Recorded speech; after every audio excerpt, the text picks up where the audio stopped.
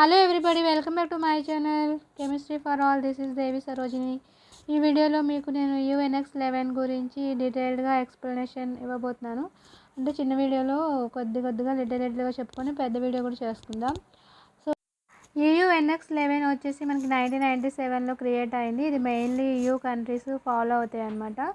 అంటే దీంట్లో రెగ్యులేషన్స్ వచ్చేసి మెయిన్ మనకి ఎలక్ట్రానిక్ డాక్యుమెంట్స్, అంటే మనకి కంప్యూటరైజ్డ్ మెడికల్ డివైజెస్ ఉంటాయి కదా, సో వాటికి రిలేటెడ్గా ఉన్న ఎలక్ట్రానిక్ డాక్యుమెంట్స్ని కవర్ చేయడానికి మెయిన్ రెగ్యులేషన్స్ EU ప్రతిపాదించింది అని చెప్పవచ్చు. అలాగే మనకి FDAకి EUకి మధ్య చాలా సిమిలారిటీస్ ఉన్నాయి, అది కూడా ఒక వీడియో చేసుకుందాం.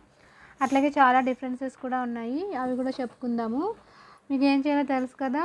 ఫుల్ వీడియో కోసం నా ఛానల్ని వాచ్ చేయండి, అలాగే సబ్స్క్రైబ్ చేయడం మర్చిపోకండి. మనకి రెగ్యులేషన్స్ చాలాసార్లు అప్డేట్ అవుతూ వచ్చినాయి, ఎందుకంటే మనకి ఎఫిషియన్సీని యాక్యురసీని పెంచడానికి.